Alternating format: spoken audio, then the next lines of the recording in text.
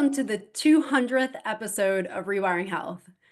It's so crazy to me because I remember the first episode I recorded nearly 3 years ago, and I sat there and just felt like I was on this resistance train of like, okay, I just need to hit record. And it felt so foreign and so uncomfortable. And I just stepped into that place of discomfort and recorded that first episode. And I listen back now and it feels a little cringeworthy to listen to that episode, but it truly was that first step in believing in myself and really just being consistent. And I share that because that is truly what any journey and transformation is you want to invite something new into your life. It's completely uncomfortable because you've never done it before. It's going to feel foreign. It's going to feel a little scary. And it's that moment when you decide that you're stepping into it, that you're going to do it regardless of how it feels. And then you just continue to do that and say yes to it and say yes to yourself over and over and over again. And here we are, 200 episodes later, and the transformation from that person I was 3 years ago to now is tremendous.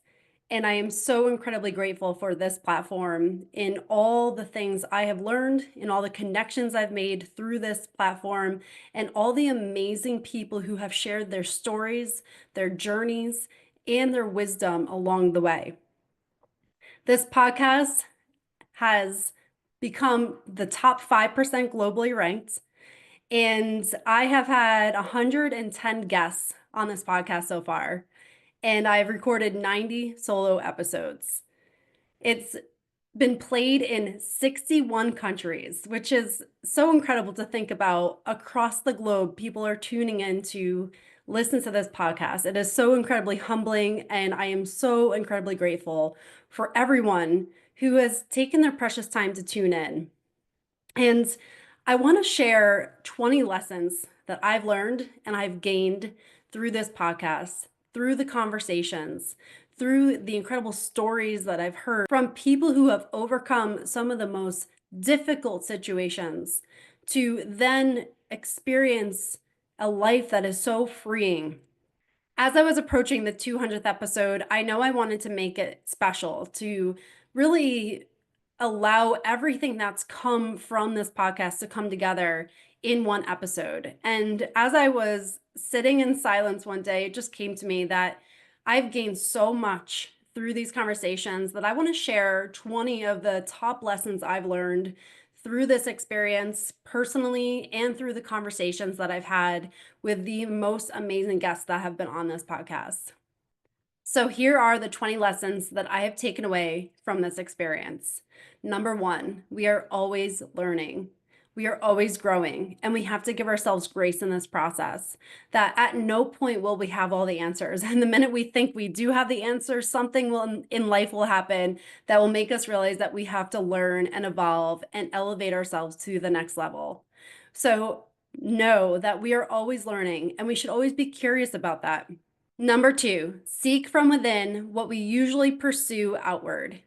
One thing that has come again and again through this podcast is the idea of validation, in that we're constantly seeking out validation from others, thinking that someone else has more authority or more power or more knowing in our lives than we know ourselves. And at no point should we relinquish that. It really is our own knowing of ourselves and really tuning into who we are and being able to validate our own experience is where that freedom and that inner peace comes from. So go within. And I just had the last podcast I recorded, we talked about meditation and how so many people get wrapped up in the external world thinking it's going to give us that fulfillment, thinking that the job, the finances, the house, whatever it is going to be the answer to feel fulfilled. And so many people spend years of their life working ferociously to get to that point, only to realize that that was never the answer. And then when we turn inward, we realize that we had it all within us all along. And it really is like Dorothy and the ruby slippers. She tried to get home in all these external means, but she really had the power with her all along. If she just clicked her shoes, it was just knowing that she had that. And that's what I'm taking from this podcast and have realized that we all have this power. We have this power to really come home to ourselves, and we don't need to rely on the external world being perfect or getting all the things that we think are going to be the answer to that.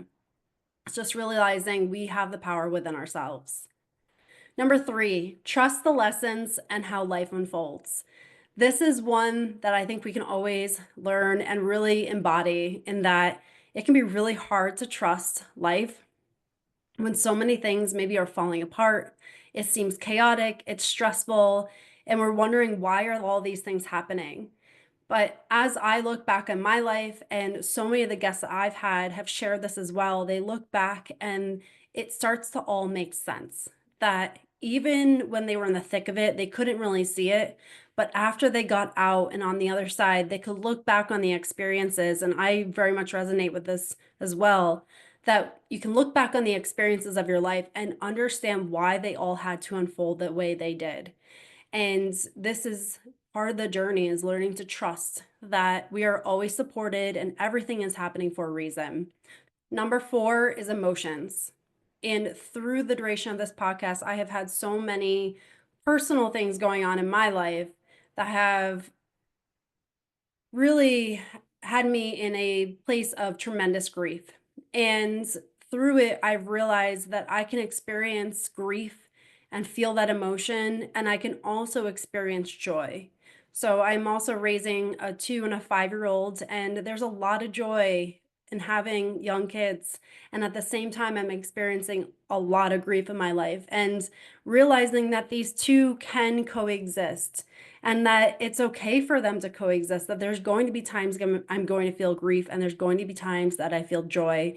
And that is all part of this human experience, in feeling all the emotions that come along with the things that we experience in life. Number five, give yourself grace and forgive yourself for things you didn't know.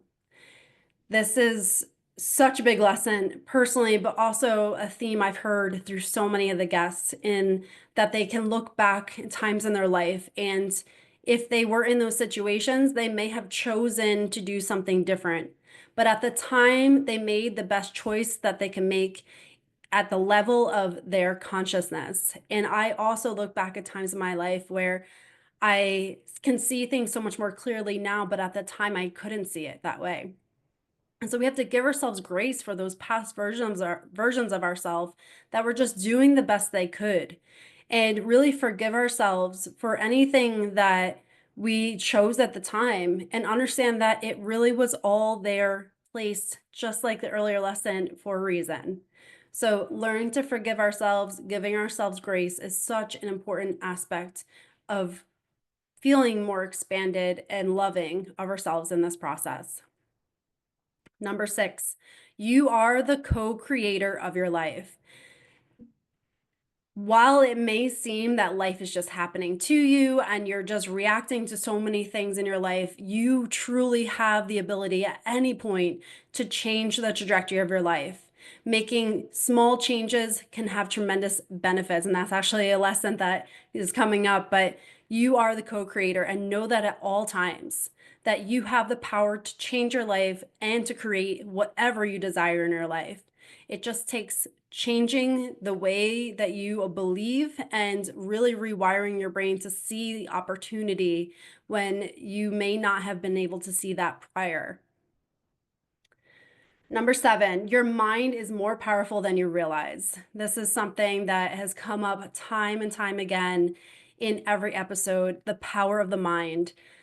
I've had guests on here that have healed from tremendous health complications and challenges, and it was all through the mind, in realizing that they had the power to change the way they saw that situation, that they were not victims, and that they had the ability to start allowing their emotions to be released, and start healing, and start moving themselves in a direction of healing. And that's truly why I named this podcast Rewiring Health, is because once we can start rewiring the patterns in our brain, we are unstoppable. We have so much incredible power in our minds to do so many amazing things and really live the life that we dream of and feel the way we want to feel. And it's just sitting there untapped, waiting for you to open it up and realize the power that you have at every moment. Number 8, we are all energy and we are all part of one collective. And this is something that I've come to know more recently, and especially with so many guests that I've had on that are more spiritually based, and understanding that we are all part of this energy and we are all one. And even though the world may try to make us feel like we're very separate or we're against each other, we really are all in this together. And when we are experiencing something in our life, it affects everyone around us. And in the same way, when we elevate ourselves and we elevate our level of consciousness and our love and our peace and grace for ourselves, that also impacts everyone around us. So we are all an interconnected web and no one is separate. Number 9, going off of that, we are also all guided. There are so many times we can feel so alone in this life, feeling like we're the only ones who really understand, feeling like we have to fix everything ourselves and that the weight of the world is on our shoulders. But we truly are all guided in this. And many of the guests I've had on who are spiritually based share their experiences with this, and that they have guides. We all have guides. Each and every one of us has a guide and a team behind us that is helping us, that is putting things in our path to help us along the way. We just have to be receptive to see that. I have experienced this in my own life and have had books come into my life just at the time I needed to read them. I've had mentors come in my life just at the right time when I needed them. And it was only when I started to be receptive to that that I realized that I am being guided. There are so many resources and things that come across our path just when we need them. And it's only when we start to open our eyes to that and realize that life feels a little lighter and it takes that pressure off us just a little bit more. So we are all always guided. Number 10, slow down. Everything is so fast paced around us. It can so much feel like we're living autopilot, getting through the next day, the next week, the next month, the next year, and looking back and wondering, like, where did all the time go? And wondering if we even lived it because it just seemed to pass us by. We go on walks and we can be buried in our phones, or we're stuck on a computer and just going through the list of things that we have to do and taking care of the kids and all the responsibilities that we have. And it can feel like life is on a treadmill going way too fast for us to keep up. But there's no grace in being able to slow down. And the message I've received and so many of my guests have shared is that we have to be intentional about slowing down. I just had a wonderful conversation this morning with a guest I'll be posting that episode in the next few months. But he talked about, he was on this lazy river and there was an orchid and he had done multiple laps and hadn't even seen the orchid. But then when a child pointed it out, he started to notice the orchid. And it's something as simple as that, a flower, being able to just slow down and just notice the flower on the path, notice the sunrise. Yesterday, I woke up and everything is ice here right now, and I just noticed the sunrise, and it was this beautiful orange color just reflecting off of the ice, and it was just beautiful. But it was that simple moment of just slowing down, appreciating what's around us, appreciating maybe the giggle of your child, and just sitting there for a moment with your eyes closed and just realizing how precious that is, and that nothing is here forever. And we really just have to intentionally slow down to enjoy these moments and be present. Number 11, going off of that, everything is a miracle. And, Einstein says this, either you believe nothing is a miracle or everything is a miracle. And when you choose to believe that everything is a miracle, you can really just see how precious those small moments are. And then you are not searching for meaning outside of life or trying to figure out when things can feel meaningful. It's here right now. It's in these little moments. It's the fact that you can listen to this right now, that you're taking a moment to listen to this. That's a miracle. The fact that I'm in a very different place than you are geographically, and that you can listen to this, and that these are messages from people's experiences through decades that can be shared here and that you're listening to this. Even just that simple thing, that is a miracle. Maybe you're out walking right now or driving and the sun is shining and it feels warm on you. That's a miracle. So there are so many things. The fact that we can look at our kids and just see them learn and grow and become different people every day. It's a miracle. So when we can slow down, we can then realize that everything truly is a miracle. And going off of that, number 12 is the impermanence of life. And this is something that has been a theme through so many episodes. I've seen it in my life. The impermanence of life, that nothing lasts forever. Everything is fleeting. So when we can realize that everything is a miracle and we can start to enjoy that and embrace it, we also have to realize that it won't last forever. Every special moment we've had in our lives will not last forever. And I got hit with this lesson very hard about a year and a half ago when my brother unexpectedly passed away. And I just realized how precious life is, and that at any moment it can change on a dime. And that we really have to be present and we really have to enjoy every moment of our life, every person in our life that surrounds us with love, and savor those moments because we don't know when they will end. And so the impermanence of life is really what makes life precious, because it won't last forever. We have to remember that. Number 13, our stories and our thoughts are not our truth. This is such a big one. If you are someone who tends to think negatively or has rumination of thoughts that over and over and over again just continue to replay, it can be so easy to get caught in that trap that you think that's actually you, that you think that's your truth. And it can feel so menacing, especially when you're just trying to get some sleep, to turn that off. You just want to hit the switch so it would just finally turn it off. And I know, because I've been there, and I know many, pretty much I would say almost all of my guests have been in that place as well, where they experienced this idea that they thought their stories were their truth. They thought their thoughts were their truth. And then that started to dictate their decisions, their beliefs, and everything. And so much of this is stemming from our subconscious beliefs that have been developed throughout our life. But when we can realize that we are not our stories, we are not our thoughts, we are so much more than that, and that we are all innately perfect and we are all love, then we can move life through life much differently. Number 14,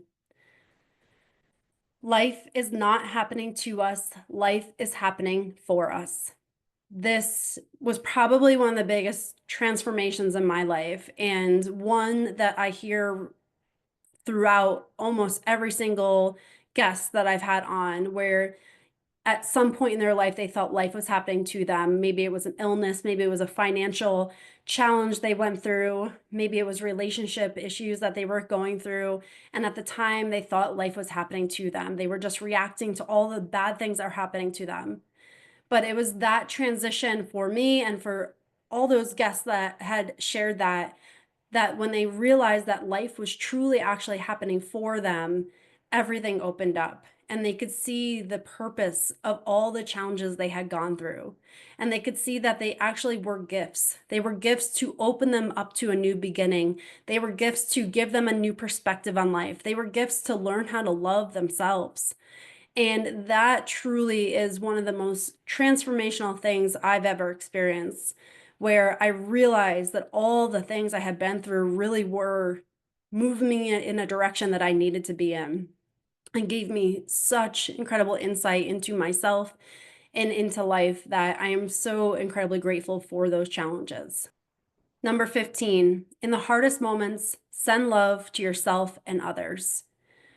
And this is a lesson that I've heard from many guests and I've experienced in my own life, that when we're going through some tremendous challenges, some of the best ways we can navigate is actually just send ourselves some love and acknowledge that and give ourselves some grace in that moment. And so you can even say to yourself, I see you. I know you're going through this. I'm not going anywhere. I'm here for you and I love you.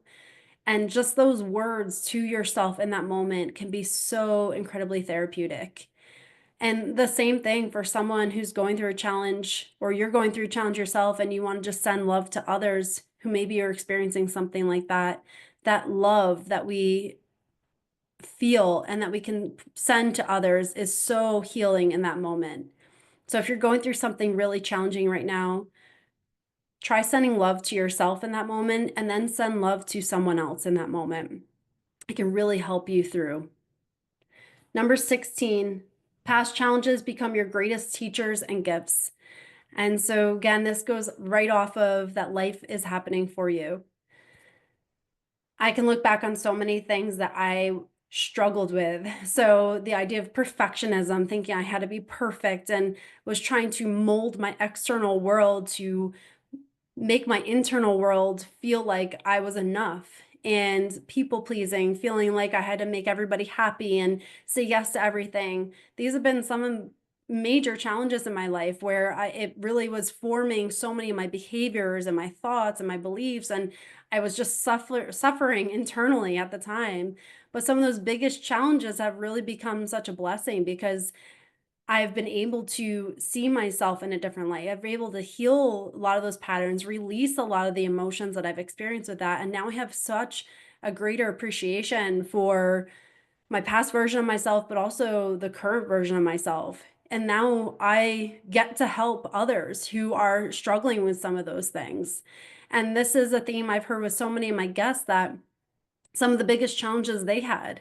And some of the challenges I've heard were, people who've had cancer, people who've gone through domestic violence, people who've had chronic illness for a long period of time to the point where they couldn't walk. All these things that they have overcome become the greatest gifts because now they get to help someone in that position. And they are uniquely positioned to help someone. They understand the nuances, they understand what that person is going through, and it really becomes a tremendous gift. So if you're going through a challenge right now, it may be really hard to see that when you're in the thick of it, but one day you're going to look back on that and you're going to realize that it really was a gift. And now you can use what you've gained through that challenge to help someone else and to help yourself in the future. Number 17, purpose is not something we find. It's what we are and who we become in everyday moments. And this is something that has been a theme in so many conversations where we often look outside ourselves thinking we have to do some grandiose thing and then we will finally feel like we have purpose. But purpose is not necessarily in those big moments. Purpose is in everyday moments. Purpose can be in holding the door for someone who's having a hard time. Purpose could be paying for someone's coffee behind you. Purpose could be doing the work you do as a nurse and being supportive and listening to your patients. Purpose comes in so many forms, and it's in how we show up for ourselves. In that, as a mother, your purpose truly could be that you honored yourself today, that you took care of yourself, that you took a moment out of the day to take care of yourself, and now you can show up more wholly for your children. And it can also be that because you've been consistent in that, now your children see that example of how you can honor yourself, and they will continue to do that.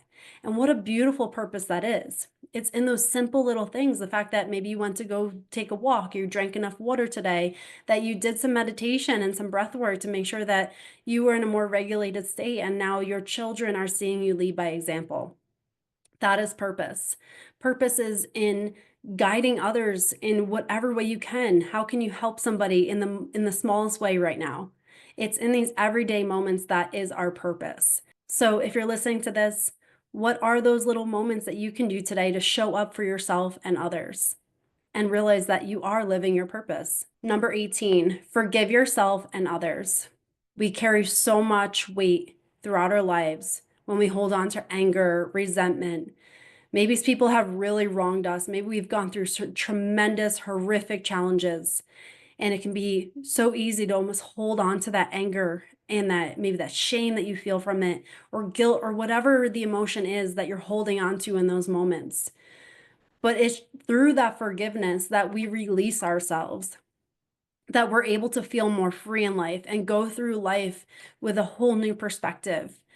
And we also physically become healthier. It's through the emotions that we hold on to is where disease breeds. So by releasing that, forgiving ourselves, forgiving others, learning how to do that, that's truly how we can start showing up in this world in a lighter and more freeing way for ourselves and others. Number 19, what matters more than the behavior is the energy that is behind it. Oh man, this was such a big one for me to learn because there are so many behaviors that we can look at and say, well, that's productive, that's good. But then when I got honest with myself, the energy behind it really was fear. So one example is like I would work all the time and like my mind be constantly thinking about all the things I have to do and I couldn't relax and I would just be like glued to my chair just trying to get through the to-do lists. And that behavior may not necessarily be bad. So if I am just in love with everything I'm doing and it's giving me life and joy and it's lighting me up, then it's okay to do that because you're guided by love. It's lifting you up. But for many years, I was just working exhaustively out of fear, out of if I stop this pace, things will fall apart. If I go easy on myself, I'll take my foot off the gas and I don't know if I can get it back down on the gas hard again to keep this pace back up when I have to get back into it. So it's so fear-based, all these things. It can even be, where the people-pleasing tendencies come out. We can be really kind and say yes to people, but what is the energy behind it? Are we saying yes and being kind because we love this person? Well, in that case, that's amazing. But are we doing it because we fear the consequences that they may not be happy with us? They might be disappointed with us. They might feel some resentment towards us. Then the energy behind your behaviors is fear at that point. So when you look at your life, you have to dig a little bit deeper. And this has been so eye-opening for me because there's so many things I would look at in my life and think that they were supportive. And then I would look at it deeper and be like, oh, wow, it's actually fear that's driving that behavior. So when we look at behaviors, it's not necessarily the behavior that can be maladaptive, it's the energy behind it. So when you look at your behaviors, are you being guided by love for yourself and others, or you're being guided by fear of maybe some consequence or thing that could happen if you don't show up in that way? And number 20, small, consistent actions make huge transformations. I see this in my life every single day, and every single one of the guests I've had on have shared this same sentiment that it wasn't this big, overarching, life altering, big pivot that happened in one day. It was the small decisions every day that they're going to show up a little bit differently. It was reading just 10 pages a day. It was doing a little bit of breath work in the morning, adding a little bit of meditation, and doing behaviors that start to serve them, that allowed them to become a different version of themselves. And that consistency is what allowed them to embody a different identity. So they start to see themselves differently. They start to see themselves as I'm someone who shows up for myself, has integrity. When I say I'm going to do something, I do it. And that consistency of doing that day in and day out, the consistency of the meditation, the breath work, the connections they made or moving towards their goals, that was what made the difference. That was what was the transformation. On the health journeys, some of the guests I've had who've had tremendous health struggles, it was the consistency that they were devoted to themselves. They were devoted to the future version of themselves that was healthy, to the version of themselves that was living a fulfilled life. And they were taking the consistent actions to get to that place. They were transforming their thoughts. They were releasing emotions each day. It was that small, consistent action that made tremendous difference. And so if you're listening to this and you want to feel different in your life, you do not need to overhaul your life in this moment. That actually, in most cases, backfires because it becomes this stress response, and then you automatically develop a resistance for that. All you have to do is just take one step forward today. And then tomorrow, just take another little step forward and you just continue to do this. And then you start to feel a little bit different. Then you start to build momentum. Then you start to feel even more different. And then it automatically becomes this process of like, I am becoming a different person. I am identifying as a different person. And then your external world starts to mirror what's going on within yourself.